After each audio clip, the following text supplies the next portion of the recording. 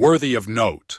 General observations. Hello, everyone, and welcome to another introductory episode of our podcast, the Bible Prophecy Masterclass. We have a few more thoughts and general considerations we thought would be worthy of note before delving into the first official episode of this study. It has been said of the devil that his greatest ruse is to make people believe that he does not exist. An even bigger ruse among evangelical Christians is the belief that the USA, the greatest economic, political, and military power the world has ever seen, and a key ally in the existence and the preservation of the people of God at this hour, much like Egypt and the Babylonians of old, has no place in Bible prophecy.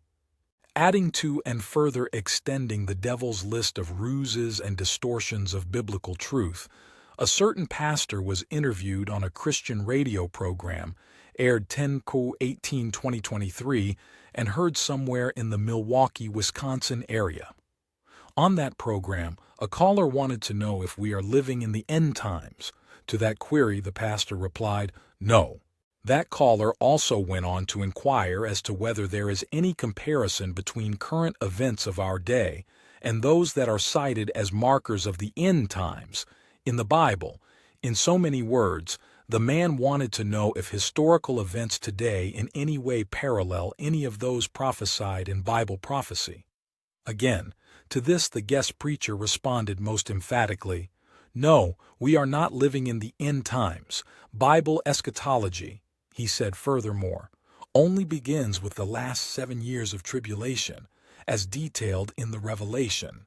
There is nothing today that correlates to anything indicative of the end times," he concluded.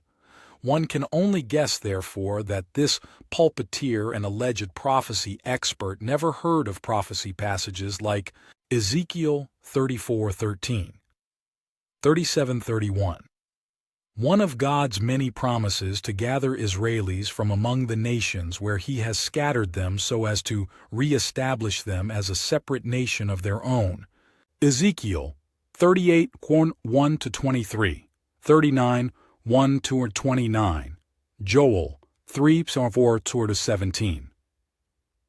The Jews' reemergence as a nation would be in a time of intense hostility and the constant threat of invasion and annihilation from all nations. Daniel 12:4, 8-9.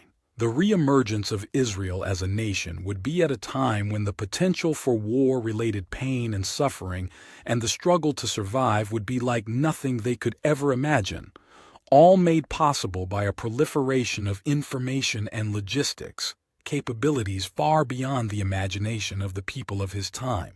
Zechariah 14:12-15, 2 Peter 3:8-12. Israel's coming again as a nation would be at a time when the killing and destructive mechanisms of war have horrifying, unheard-of consequences. A. Psalm 19:1-5, Revelation 8:1-11. Israel would exist again as a nation at a time when men, having studied thoroughly and copiously documented the wonders of the night skies, will be fully apprised of its deadly potential to wreak havoc on the earth. When God the Almighty selected his prophets, sending them out as his hand-picked mouthpieces to speak on his behalf, he did so with the understanding that they would be bearing messages that pointed to specific actual events for which the hearers then and are today to heed so as to prepare themselves accordingly. Thus, no prophet's message was ever a lecture aimed at preparing hearers for a talk about prophecy, per se.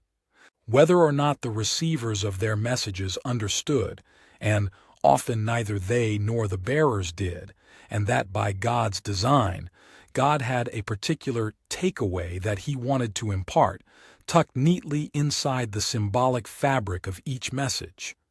Knowing this, then, the objective of this masterclass is not so much a discussion about Bible prophecy, which has already been done profusely, as it is to unravel the mysteries, the intricacies, etc., that God has in store for every student of his word, in these which are indeed the end times.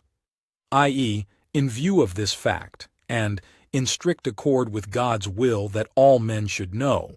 Our goal is to answer questions that plague the minds of all observers of our times, such as, where are we headed, biblically speaking, in view of the things happening around us, all over the world? How close are we to Armageddon as of this day, 10/29/2023, considering the Russian invasion of Ukraine and its threats to go nuclear if NATO or anyone else gets involved with boots on the ground, the Hamas attack on Israel, China's threat to Taiwan, South Koreans' worries over weapons trade between the North and the Russians? Are we close to the return of Jesus Christ? Will his coming be before, during, or after the apocalypse? Is America mentioned anywhere in Bible prophecy? If so, where?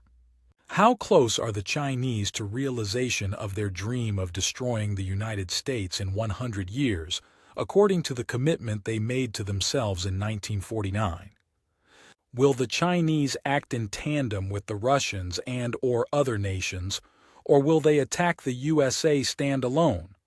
What might China's noose of debt, rooted in burdensome loans, China knows its third world clients will never be able to repay, made even more burdensome by significant hikes in interest rates when borrowers are late making repayments, and infrastructure upgrades it knows they can't afford, tell us in terms of motivation and ambitions? Well, that's a wrap for this edition of the podcast.